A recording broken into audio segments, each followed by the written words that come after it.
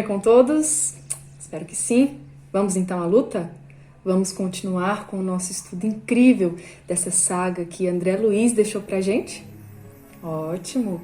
Nós já estudamos Nosso Lar, já está aqui completinho o nosso curso desse livro incrível que foi Nosso Lar. Está aqui no nosso canal. Quem não acompanhou, acompanhe, porque sempre tem uma informação nova, alguma coisa que a gente não se atentou a primeira vez que leu, né? Nosso Lar é leitura obrigatória para todos nós, né? Os espíritas costumam ler do início ao fim, várias vezes, inclusive, e temos muitas vezes o costume de parar por aí, né? Lemos Nosso Lar e não seguimos essa sequência, né, dos livros de André Luiz. E, gente, são histórias tão incríveis. Eu sou suspeita para falar, porque eu gosto muito dessa saga. Para mim é uma saga, assim, muito completa. Trata de temas que a gente não vê em local algum, nenhum outro livro espírita. Histórias que nos impressionam tanto que a gente não esquece mais. Então, se vocês conhecem alguém que parou em Nosso Lar, sugira que continue. E o próximo livro é o que nós vamos ver agora, Mensageiros, né, que continua aí essa sequência contando como é que ficou a vida do André Luiz depois de todos aqueles dramas e situações que ele narrou no primeiro livro, Nosso Lar. Né? Até virou filme, Nosso Lar. A gente fica aí na expectativa de lançar logo os Mensageiros no cinema, porque tem histórias maravilhosas que nos enriquecem muito e nos servem de exemplo para saber como agir em várias situações. Então, primeiro vídeo aí de Os Mensageiros, primeiro de muitos, né? Se Deus quiser, se Deus permitir, nós vamos estudar todos aí dessa saga que se chama A Vida no Mundo Espiritual, tá? Então, Nosso Lar já tá completinho aqui no canal. Quem já assistiu e quiser reassistir, né? É sempre bom. E nós vamos começar agora com Os Mensageiros, tá bom? Nossa primeira aula, vamos lá então começar. Os Mensageiros, ele foi publicado em 1944 também. Nosso Lar é de 44 e Os Mensageiros também. E ele continua contando como é que é a vida no mundo espiritual, sob o olhar do nosso André Luiz. Ele tem 51 capítulos, um a mais do que Nosso Lar, né? Nosso Lar tem 50 capítulos, Mensageiros vai ter 51. E, né, são capítulos curtinhos. E aqui no nosso estudo nós vamos estudar 5, tá bom? A cada aula vamos estudar 5. E como foi, né? Como foi de Nosso Lar também. E vai tratar vários assuntos, né, os Mensageiros, entre eles, né, mediunidade, evangelho no lar, benefícios da prática do bem, invigilância, medo da morte, entre outras coisas.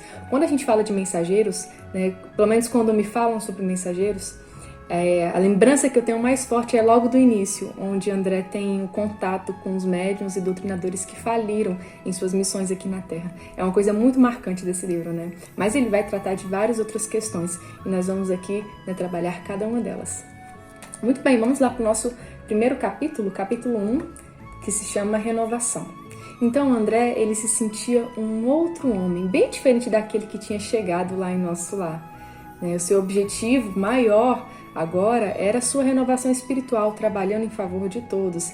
Antes, o objetivo dele, quando ele chegou em Nosso Lar, né, vocês vão se lembrar que era tomar conhecimento da situação da sua família, tomar providências, queria virar logo médico para poder atender ali a clientela. Então, ele foi mudando ao decorrer da sua estadia ali naquela colônia, e a sua grande busca agora era para o seu próprio melhoramento. Ele não via mais a Zélia como a sua propriedade, mas sim como uma irmã precisando de auxílio. Ele tinha essa questão da posse, né, com a mulher, com os filhos. Tanto que quando ele chegou lá e viu que outro homem estava ali no papel que ele desempenhava anteriormente, ele tomou um susto. Mas houve todo um auxílio da espiritualidade para que ele visse na Zélia uma irmã que precisava de ajuda, não uma propriedade sua. E ele conseguiu perceber isso libertou ele de muitos sentimentos inferiores. Verdadeira felicidade invadia o coração de André, né, com tudo isso.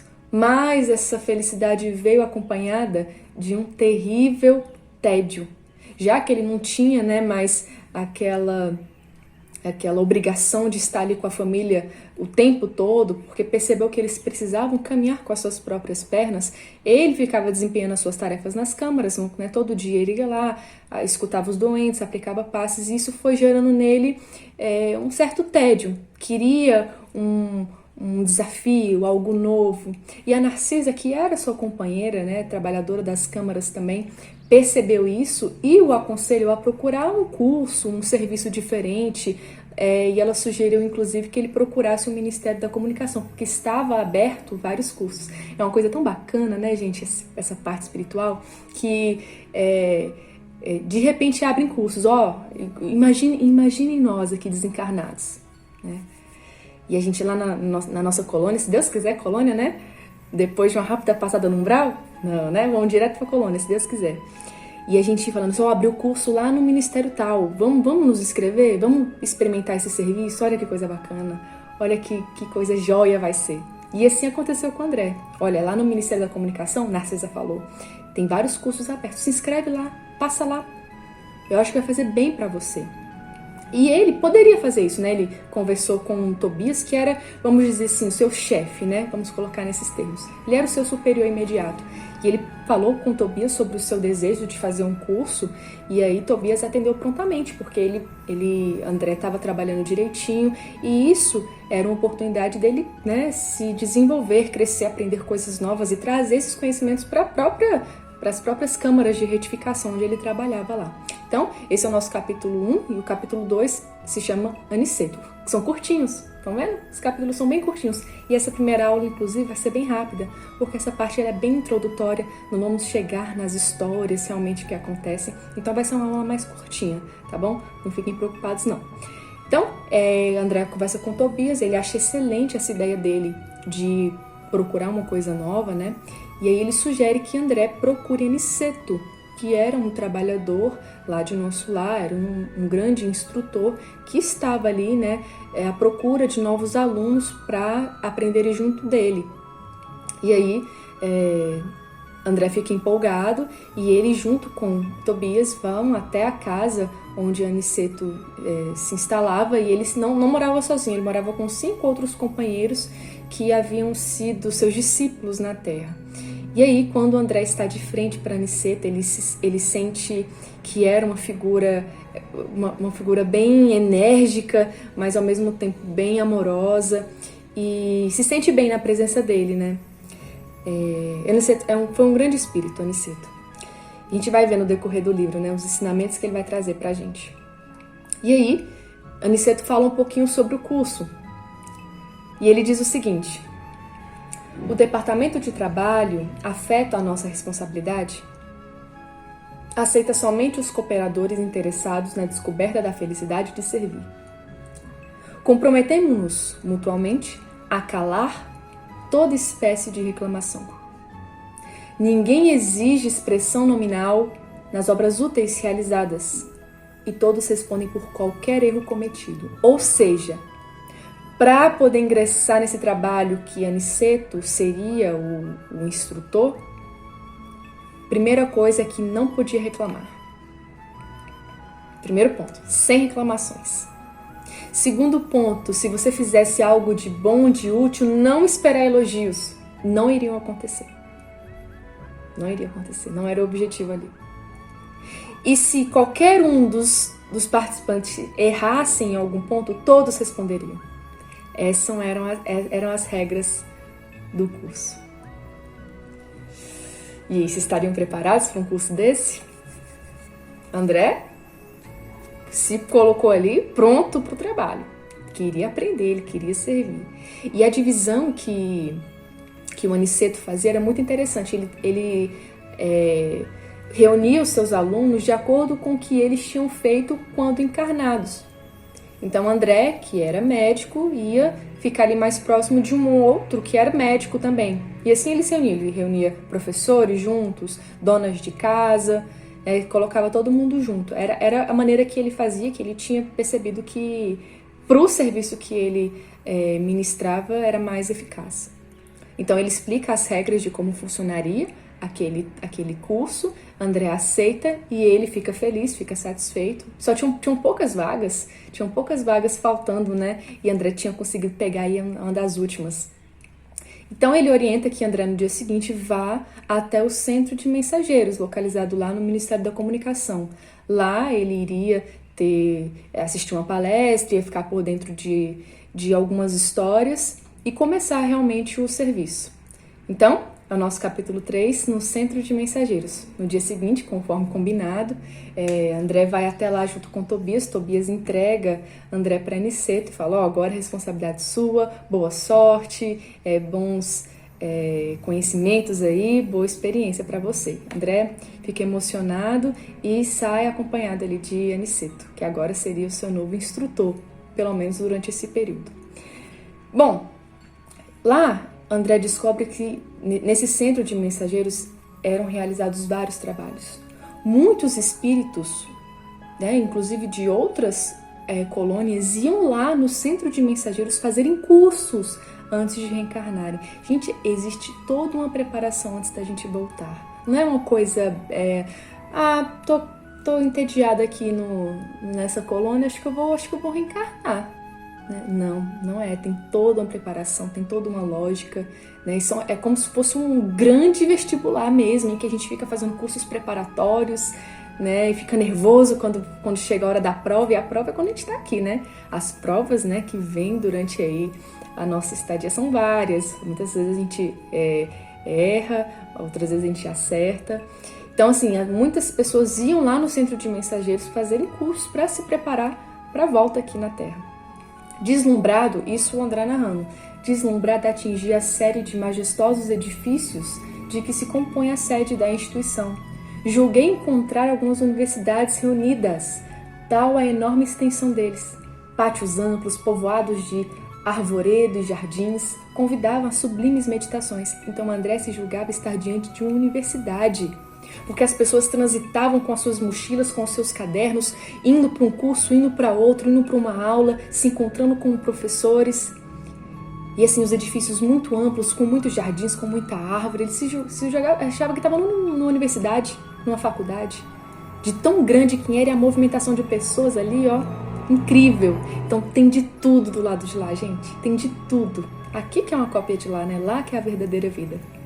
Preparam-se aqui, isso o instrutor de André falando, preparam-se aqui numerosos companheiros para a difusão de esperanças e consolos, instruções e avisos nos diversos setores da evolução planetária.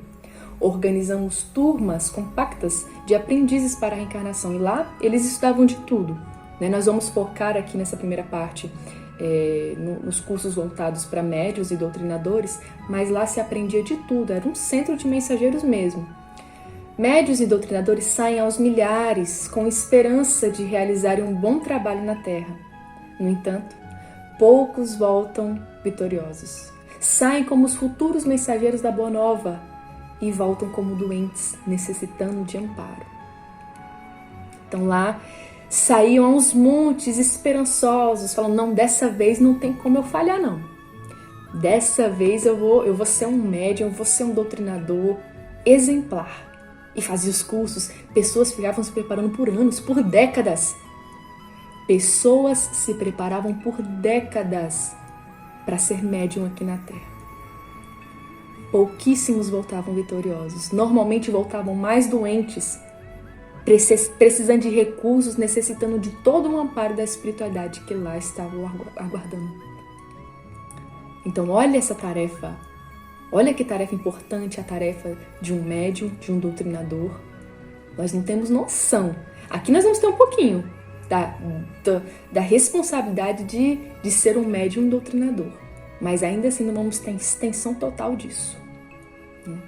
Vamos lá. Olha o que o Aniceto continua dizendo. Há médiums e mediunidade, doutrinadores e doutrina. Como existem a enxada e os trabalhadores. Pode a enxada ser excelente, mas se falta o espírito de serviço no cultivador, o ganho da enxada será, inevitavelmente, a ferrugem. Assim acontece com as faculdades psíquicas e com os grandes conhecimentos. Do que adianta a pessoa ser um grande médium se ela não trabalha? Do que adianta a pessoa ter uma boa oratória, ter muito conhecimento da doutrina e não doutrinar?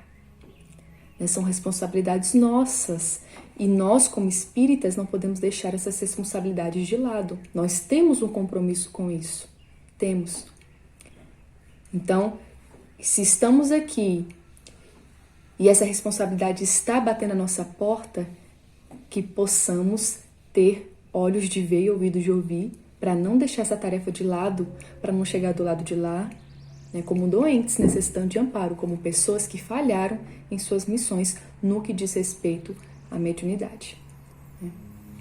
Então, depois desses alertas do capítulo 3, né, André conhece mais ou menos o centro de mensageiros, rapidamente, né, porque ele estava indo, né, para uma palestra, e aí ele tem contato com Vicente, capítulo 4, o caso Vicente, que também tinha sido médico quando encarnado. Aniceto deixa os dois juntos, inclusive, né, por conta do esquema que ele aplicava. E aí, poucos minutos de conversa, André já se sentiu completamente à vontade na presença ali do amigo Vicente. E eles começam a contar as suas impressões do local e começam a contar as suas experiências enquanto encarnados. Então, Vicente ele fora médico e também era da turma de aprendizes do Aniceto. E aí, André começa contando a sua história com todos os pormenores, os dramas, como ele se sentiu quando viu Zélia acompanhado de novo esposo. Ele conta, né, e tudo mais. E aí, Vicente, depois de escutá-lo, conta como é que foi a passagem dele, como é que foi a situação dele quando ele estava encarnado. E ele fala que conseguiu o diploma de medicina aos 25 anos e logo depois ele casou-se com Rosalinda, que tinha sido sua namorada desde a infância. Eles viviam felizes, nada faltava, nada no sentido material, no sentido de afeto da parte dele. Depois de 10 anos de casamento, a vida do casal mudou completamente. E enquanto ele contava, André falava, nossa, mas a nossa história parece demais. E Vicente fala, não, André, a minha história está recheada ainda de dramas que eu nem conhecia, vim conhecer depois que desencarnei. O que aconteceu depois de 10 anos de casamento? O irmão de Vicente, que era um homem, era um advogado muito bem sucedido, ele começou a frequentar muito a casa do Vicente, né? E Vicente não viu mal algum nisso, era um irmão, eles eram próximos. E ele sempre estava lá, né? Praticamente todo dia fazia todas as refeições, todas as conversas que várias, né, palestras, ficavam horas conversando e se tornou uma coisa bem frequente e Vicente julgou uma coisa completamente normal. Só que daí ele começou a reparar um comportamento diferente na Rosalinda, sua esposa. Ela não tinha mais interesse em passear com o esposo, em ajudá-lo no laboratório, porque ele era médico, mas ele focou ali nessa parte profissional de laboratório, de mexer com doenças, essas coisas, né? Curas. E ela sempre ajudou muito ele no laboratório, e ela perdeu o interesse, ela sempre estava muito ocupada porque ia tomar um sorvete com o irmão dele. E isso foi deixando ele um pouco triste, né? Mas ele tentou entender. Certo dia, ele de repente adoeceu. Uma coisa bem repentina. Quando ele foi investigar, já percebeu que o vírus tinha tomado conta ali do seu corpo de um jeito que ele teria poucos dias de vida. Foi uma coisa assim pavorosa. E dito e feito, morreu novo. Adoeceu de repente e morreu. Quando retornou ao lar, viu que Rosalinda estava casada com o irmão. André fala, nossa, mas nossas histórias parecem. Ele diga, calma, André. Só depois eu descobri que Rosalinda, junto com meu irmão, na verdade, planejaram o meu assassinato. André diz, o quê? E aí ele explica que naquela época o divórcio ele não era permitido. E Rosalinda e o seu irmão se apaixonaram de um tal jeito e eles precisavam ficar juntos que a única maneira que eles encontraram era de matar Vicente. E aí, o irmão de Vicente planejou tudo e Rosalinda executou. Pegou lá no laboratório dessas bactérias. Quando Vicente dormia, ela colocou numa espinha que estava um pouco inflamada. E o nosso irmão veio a óbito. E eles puderam ficar juntos e se diziam felizes. Tinham encontrado a felicidade no outro, nada faltava, nada material. Mas os deveres, a dívida divina, ela ia ser cobrada. A colheita ia vir. E aí? Então, na verdade, a história de Vicente era muito mais grave. do que a de André, porque a sua esposa, Zélia, né, esperou o André desencarnar e depois se casou novamente, uma coisa natural, inclusive. Nesse caso aqui, não. Eles mataram Vicente para poder ficar juntos. Então, André fica muito impressionado e Vicente tem uma postura de muita compaixão. Fala, não, são ignorantes, são nossos irmãos, estão na ignorância, mas logo irão despertar. Muito bom, né? Vicente realmente estava aí no caminho certo.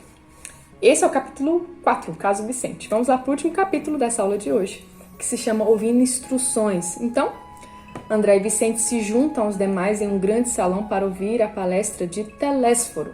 Esses nomes desses livros de André Luiz são ótimos, né? Telésforo, eu adoro esse nome. Entre os ouvintes estavam os aprendizes, doutrinadores e médiuns que falharam na Terra e irmãos que teriam esta missão no futuro próximo. Então lá estava de tudo, né? Os médiuns e doutrinadores falidos, aqueles que iriam na próxima existência com várias esperanças e várias expectativas de que daria tudo certo. E os aprendizes também, né? Entre eles lá, o André e o Vicente. A palestra de Telésforo abordou sobre como os espíritas são vistos nas escolas religiosas da Terra e sobre a importância de servir. Então ele fala o seguinte pra gente: combatem-nos algumas escolas cristãs, como se não colaborássemos com o Mestre Divino. A Igreja Romana classifica-nos com a cooperação como diabólica. Na verdade, ele está falando aqui dos espíritos, né? No parágrafo anterior eu falei espíritas, mas na verdade é espíritos, né? Sobre como os espíritos são vistos por algumas escolas religiosas. Então, os católicos, ele fala que muitas vezes colocam os espíritos na condição de demônios. Eles estão lá muitas vezes tentando ajudar e são tidos como o capeta ali. Há correntes da reforma luterana, né? Os evangélicos, em seus matizes variados, perseguem-nos a colaboração amistosa também. Muitos falam que é o capeta que está ali e tudo mais. E há correntes de espiritualistas de alto teor educativo que nos malsinam a influência por quererem um homem aperfeiçoado de um dia para o outro, rigorosamente redimido a golpe instantâneo da vontade, sem realização metódica. Então nós, né, espíritas, muitas vezes queremos que os espíritos façam milagres em nossas vidas, né? Queremos soluções para os nossos problemas imediatamente e recorremos aos nossos mentores e anjos da guarda, e quando esse auxílio não vem de imediato, né, nós nos chateamos, nós nos revoltamos, sem perceber que essa mudança precisa partir de nós e que os espíritos não viram, né, santos assim que eles desencarnam. E tem todo um processo, né? A natureza ela não dá saltos. Como é que nós vamos chegar do lado de lá? Do mesmo jeito que nós éramos aqui. Então, muitas religiões, eu incluo a nossa, inclusive nessa, não conseguem entender, não conseguem perceber os espíritos verdadeiramente. A influência deles em nossas vidas, o papel deles em nossas vidas, né, que não vai além do que realmente pode ser. Ele continua dizendo, isso Telésforo, tá, gente? A estatística dos crimes humanos é espantosa. Os assassínios da guerra apresentam requintes de perversidade muito além dos que foram conhecidos em épocas anteriores. Os homicídios, os suicídios, as tragédias conjugais, os desastres do sentimento, as greves, os impulsos revolucionários da indisciplina, a sede de experimentação inferior, a inquietação sexual, moléstias desconhecidas, a loucura, invadem os lares humanos. Não existe, em país algum, preparação espiritual bastante para o conforto físico. Então, gente, nós temos essas notícias, né, de homicídios, de suicídios, né, de abortos. A gente vê que a humanidade realmente está, assim, passando por um momento muito difícil, onde as pessoas não conseguem enxergar que é hora da mudança. E nós, percebendo isso, temos que fazer a nossa parte, né, ficando em prece, orando, né, por todos os nossos irmãos do planeta, e muitas vezes essas tragédias estão dentro, às vezes, do nosso próprio lar, né? Pessoas estão ali próximas de nós que precisam, às vezes, desse alerta, e cabe a nós fazer isso, fazer a nossa parte, deixar que o outro acorde no seu tempo, né? E assim, né, o que fazer para uma guerra que está acontecendo lá do outro lado do mundo, né? É orar, é fazer prece, é pedir a Deus as bênçãos do alto para que essa situação que nosso planeta está vivendo passe. É o que nós podemos fazer. Olha aqui que Telésforo fala, e ele quase finalizando já a palestra. Quem não deseje servir, Procure outros gêneros de tarefa. O Ministério da Comunicação não comporta perda de tempo nem experimentação doentia, sem grave prejuízo dos cooperadores incautos. Aqui, acima de trabalhadores, precisamos de servidores que atendam de boa vontade. Então, quem não deseja servir, sem buscar elogios, sem reclamar, quem não quer isso, procure outro serviço. Aqui não é o local. E as pessoas ficaram abismadas, se olhando na plateia. André percebeu esses olhares, né? Porque era um chamamento realmente a quem quisesse pegar a enxada e capinar. Quem estava ali só para conhecer, deixa eu ver como é que é aqui, né? Se eu não gostar, eu saio. Que se o objetivo era esse, não entrasse lá, não começasse. Era realmente para servir sem reclamar, né? Isso aí. 5 capítulos já, concluídos. Na próxima aula a gente vai continuar com essa palestra do Telésforo e vamos ficar por dentro de alguns casos de médiuns e doutrinadores que faliram. Essa parte é ótima desse livro. Não vejo a hora de vocês estudarem junto comigo. Tá certo? Ótimo, então, né? Vamos, então, encerrar nossa aula de hoje agradecendo a Deus por estarmos aqui juntos, mesmo que através de uma tela, de uma televisão, de um computador, mas estamos juntos estudando essa doutrina que tem... Gente, essa doutrina é rica demais. Eu fico chocada o tanto que a nossa doutrina é rica. Se a gente passar a nossa vida inteira estudando, nós não vamos saber tudo, não vamos saber. É muito material. Só nesses livros de André Luiz, nesse curso, né, A Vida no Mundo Espiritual, se a gente passar a nossa vida inteira estudando, a gente não consegue ainda absorver todo o conhecimento que tem ali nos livros, né? E mais importante do que estudar, vamos tentar praticar. As situações vêm e a gente precisa mostrar aquilo que a gente tanto leu e tanto estudou, não é verdade? Então tá certo. Se Deus quiser, estaremos juntos aí na próxima semana para dar continuidade ao nosso estudo de Os Mensageiros. Fiquem com Deus e até a próxima.